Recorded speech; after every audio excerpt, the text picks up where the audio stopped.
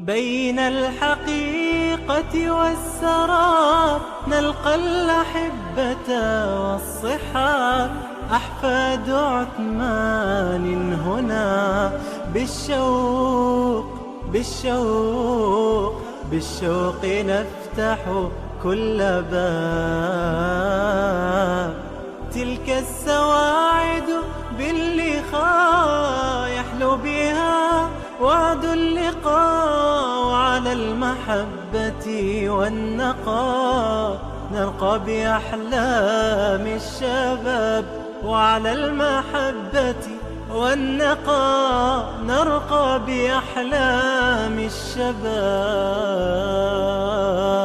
نرقى بأحلام الشباب.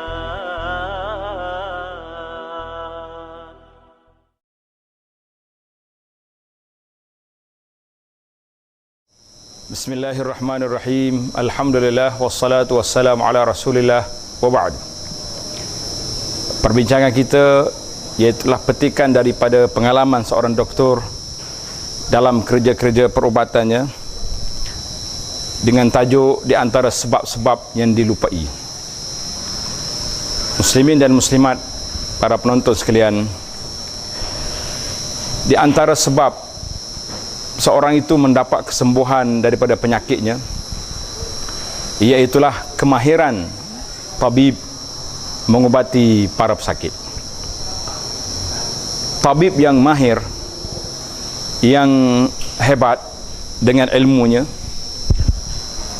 doktor yang sentiasa mengkaji penyakit, doktor yang tidak merasai dirinya seorang yang hebat sehingga dia tidak lagi mahu membuat kajian dan sebagainya, maka doktor ini dikira seorang doktor yang mempunyai potensi yang baik dalam kemahiran kerja-kerja yang dilakukannya. Cuma ada satu lagi nilai tambah, iaitulah ketika kita memilih untuk berubat, maka pilihlah seorang doktor muslim, doktor yang beriman kepada Allah Azza wa Jalla. Kerana perbezaan di antara doktor yang beriman dengan tidak beriman, doktor yang tidak beriman, mereka hanya hebat dalam kedoktoran dan meletakkan penyembuhan di atas kemahiran yang mereka lakukan. Berbeza dengan doktor yang beriman. Doktor yang beriman meletakkan pergantungan hatinya kepada Allah Azza wa Jalla dan meletakkan kesembuhan syifa bagi seorang yang marid, seorang sakit itu kepada Allah Azza wa Jalla. Maka iman seorang doktor itu merupakan satu senjata yang tidak ada kepada doktor yang lain, iaitulah senjata pergantungan dia dengan Allah Azza wa Jalla. Maka di sana ada perasaan khauf, takut ketika melakukan perubatan ini.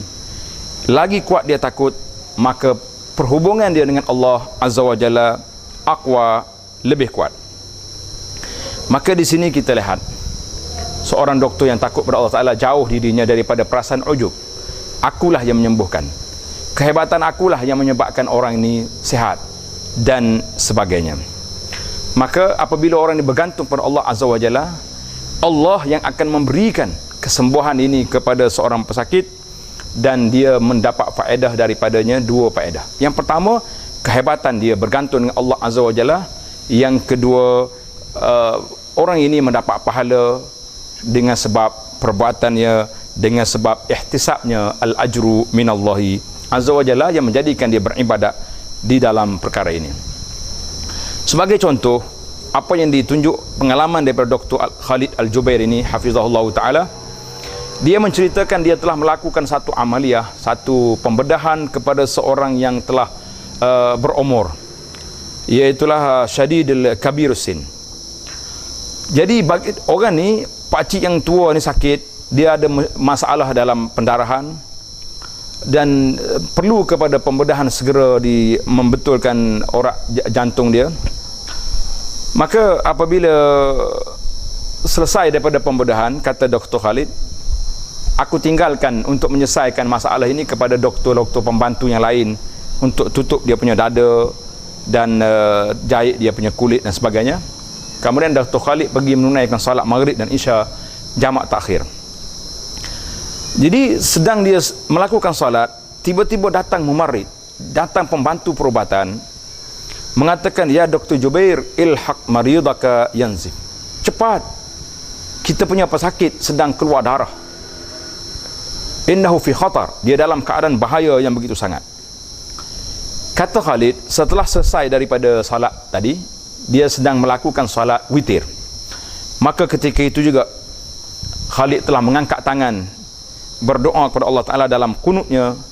Di antara doanya, ya Rahman, ya Rahim, in kunta ta'lamu annal hayata khairan li hadzal marid fa'auqif nazifahu.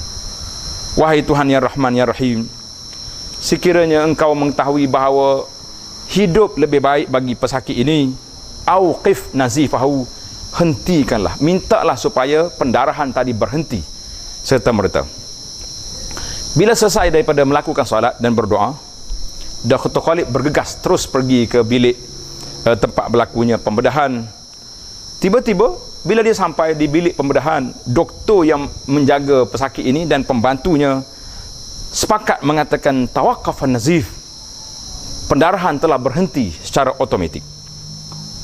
Dan kata Khalid, saya dah tukar pakaian saya, masuk dalam bilik ini, mencari di manakah tempat berlakunya pendarahan tadi. Seolah-olah tidak ada sebarang kesan yang menunjukkan perkara sedemikian.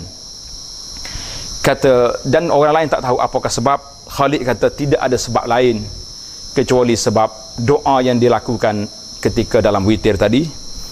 Maka akhi tabib, wahai para doktor, ingatlah, kamu baca ke tidak firman Allah Ta'ala, amman yujibul muttarra iza da'ah wa yakshifus su'. Kamu ingat ke tidak, siapakah orang yang melepaskan kesusahan seorang manusia, melepaskan kesakitan manusia, melepaskan segala kesusahan mereka, lain daripada Allah Azza wa Jalla. Iza da'a, Allah Ta'ala saja yang melepaskannya.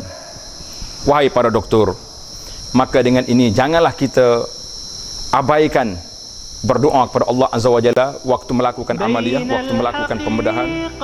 Dan jangan kita terpedaya bahawa berjayanya operasi ini kerana saya yang buat. Maka doa adalah merupakan senjata yang tajam bila duduk pula di tangan seorang doktor yang beriman kepada Allah Azza wa Jalla. Maka kita mengatakan di antara sebab yang dilupai iaitulah kemahiran seorang doktor dan khauf, perasaan takut dan cemas apabila melakukan pembedahan, maka mereka tadarru' kepada Allah Azza wa Jalla. Sekian, wassalamualaikum warahmatullahi wabarakatuh.